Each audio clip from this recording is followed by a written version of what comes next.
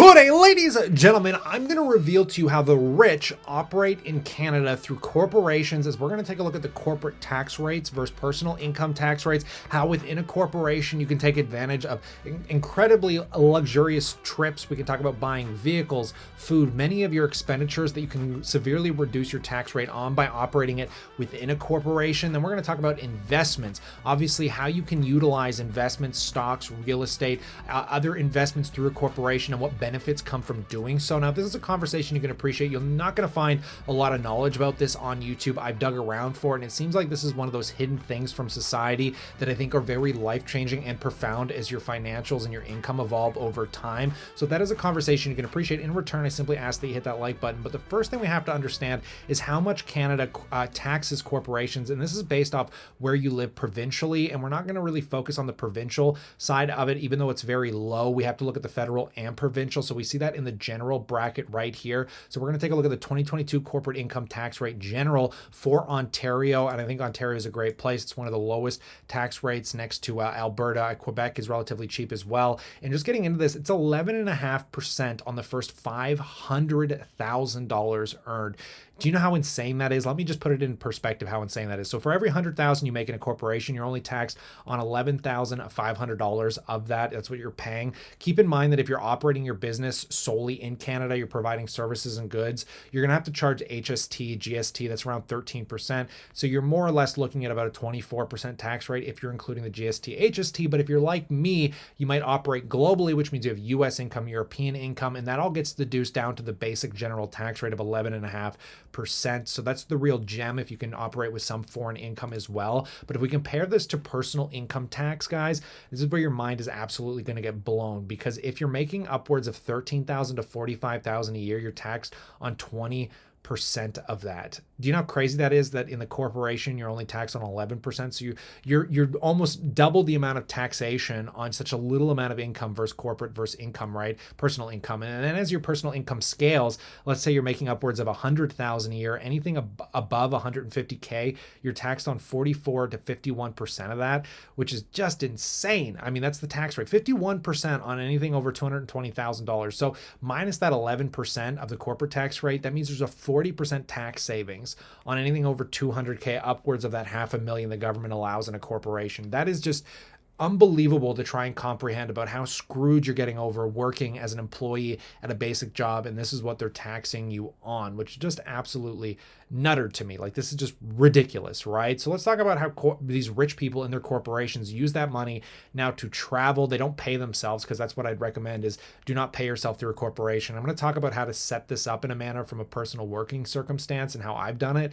But first and foremost, if you want to buy your Lambos, if you want to travel on really awesome trips, you're going to have to prove to the government that the expenditures are actually for your corporation. So let's say I'm going to book a trip. I've actually booked a few trips, Las Vegas, all this stuff. Well, because my business requires online social media presence, it requires marketing. While I'm on my trip, I bust out TikTok, I make a video about my business, something in relation to it, and boom, most of that trip is now a complete write-off. So what is a write-off? Most people do not understand how that operates. Primarily, let's say you yourself, you're working for a company, you're paying that 20 to 30% tax, and let's say you want to buy a $100,000 Mercedes. So you're in that higher tax bracket, right? You're going to buy a $100,000 Mercedes, you're paying 33% tax, which means that 100K car, well, if you made that 100 grand, you've already lost 33,000 of it. So you're down to 70 plus thousand, right? So you really realistically need to make $130,000 minus tax to buy a $100,000 Mercedes, which you're also going to pay HST and GST on. So slap on another 13%.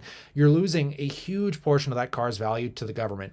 Whereas in the corporation, you're not paying any HST, GST. You get all of that deducted, plus you get the 11% deducted, because the corporation makes the money, and then they say, hey, I made that 100 grand, but I need a $100,000 Mercedes because I need this for my business. I need to travel around. I have to do meetings. So boom, you're only paying the 100,000. The government says, okay, you needed that for your business. You're expanding your business and hiring people and doing whatever in Canada. You're supporting the Canadian economy. We're not going to charge you that 11% tax. Forget about it. Oh yeah, and that HST that you were paying, we're going to deduce that. Anyone you charged HST to, or they charge you HST, that's now a tax write-off as well. So you're saving a lot of tax money from buying things. And this doesn't have to be as fancy as a Mercedes. I mean, we could talk about food, literally just anything you're using in your personal life. Part of your housing can be completely written off. Just absolutely insane, right? So that's some of the ways you can think about it. Now I want to talk about the investment side of it, because if we go take a look at the investment income and what you pay on investments, unfortunately here it says it's 11.5%, but that is not true. In the stock market realm of things, if you're buying passive income through a corporation, it's actually taxed at a much higher rate of around 38% for dividends.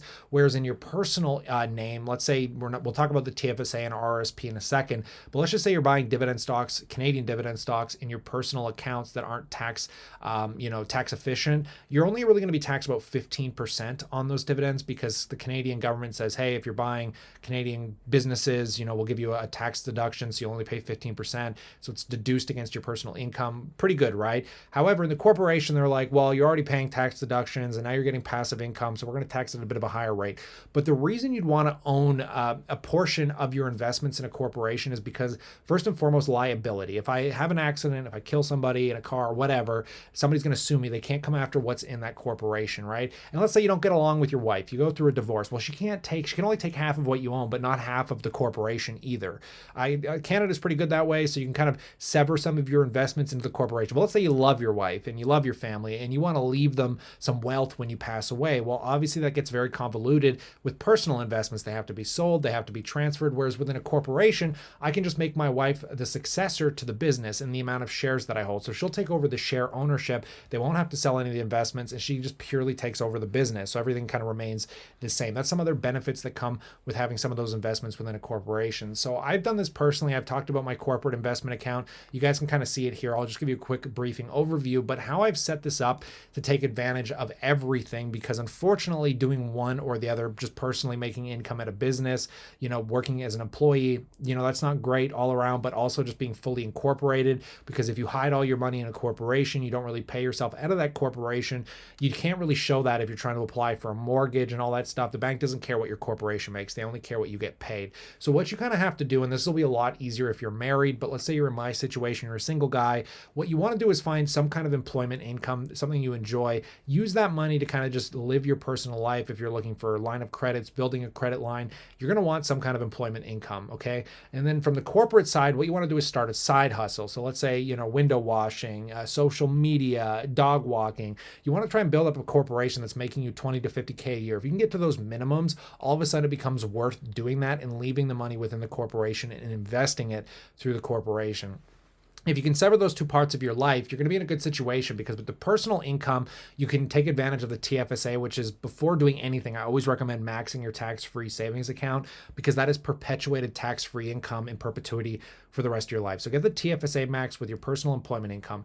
Take advantage of your RRSP deductions. So the RRSP, guys, that's going to deduce and lower your personal income tax rate, also saving you some income. So max out your TFSA and your RRSP every single year. That's the first and foremost thing you can do. Once you've kind of gotten to that level, now corporations become very prevalent in your life, because that's what you're going to use to reduce some of your taxes on your expenditures. That's what you're going to do to protect yourself from certain liability issues. That's what you're going to do, guys, just to build yourself into this realm of how the rich operate. Now, obviously, you can pay yourself out of the corporation, and I hear a lot of people say, oh yeah, but now not only are you getting taxed the corporate tax rate, but if you pay yourself out of it, now you got to pay personal income tax on top of that, and you end up just losing more of that corporate income, more than you would just operating it through your personal name. And I will argue that is not true at all, because I don't think you necessarily need to pull any income you make in a corporation out just because of the capital expenditures, the business write-offs, the write-downs, all that stuff that comes very prevalently materialized when you're talking to your accountant at the end of the year, right? So I mean, this stuff is crazy. It's hard to wrap your mind around. This is something that's taken me several years to evolve into, and I started probably just like you did. I learned about a TFSA and RSP. I got those maxed, and I was like, okay, what's the next step?